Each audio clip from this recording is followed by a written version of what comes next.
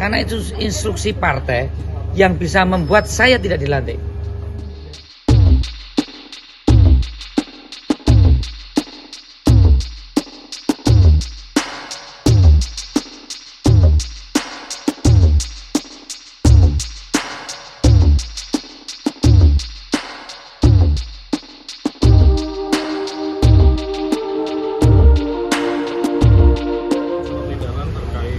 Suara pilpres harus dengan pileg itu harus sama, bahkan harus lebih. Tapi sekarang menunjukkan bahwa suara pileg lebih tinggi dibanding. Ya masalah kan?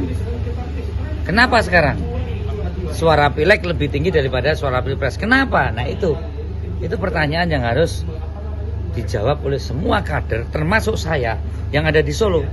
Karena itu instruksi partai yang bisa membuat saya tidak dilantik.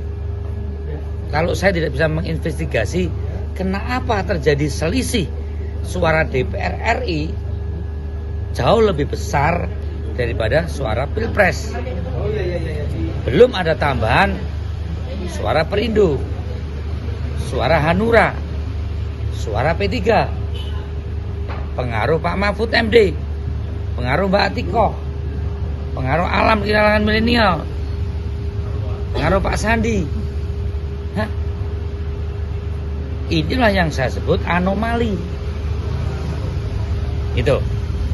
Dan kalau saya tidak menyampaikan ini, ya, saya tidak bisa menemukan.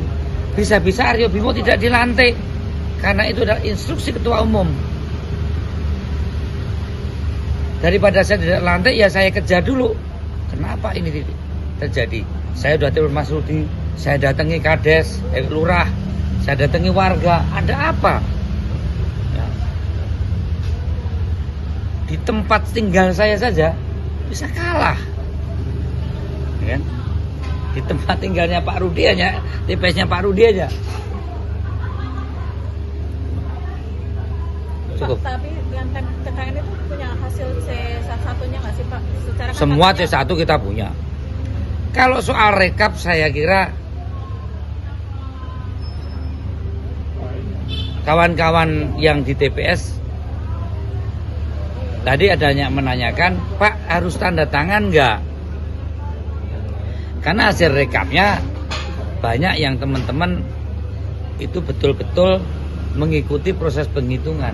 Proses rekapnya tanda tangan, apakah itu otomatis menyetujui seluruh proses pemilu dengan berbagai kecurangannya? Beda loh ya. Itu tanda tangan rekap suara. Bukan berarti mengabaikan seluruh kecurangan yang ada. Kami karena hampir keseluruhan masif ini menjadi tanggung jawab caleg-caleg DPR RI. Saya ini jadi caleg kan belum lama, baru 5 periode, ya kan? Kalau saya nggak jadi dilantik karena faktor ada ketimpangan suara, kan dikira saya nggak kerja untuk Pak Ganjar atau tim saya.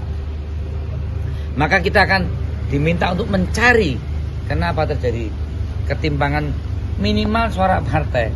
Belum suara Perindo, belum suara Hanura, belum suara dari P3, belum pengaruh Pak Mahfud, gitu.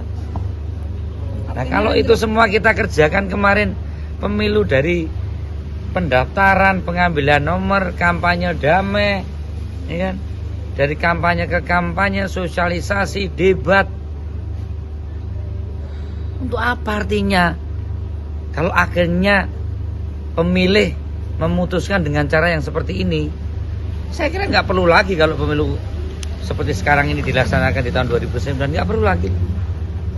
Bahkan pilkada besok, kalau masih menggunakan instrumen aparat, keterlibatan oknum aparat, untuk apa pilkada? Tunjuk langsung aja. Saya akan menyarankan bagi calon-calon yang tidak dikehendaki oleh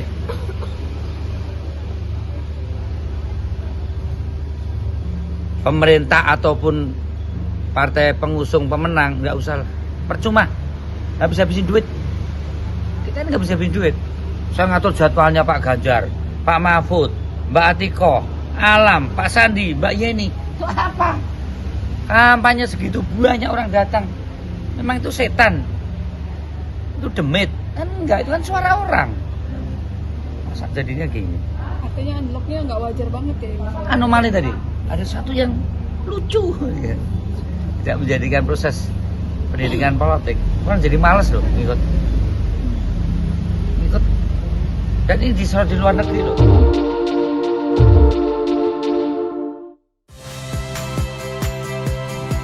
Saya Cynthia Rompas. Saksikan program-program Kompas TV melalui siaran digital, pay TV, dan media streaming lainnya. Kompas TV, independen, terpercaya.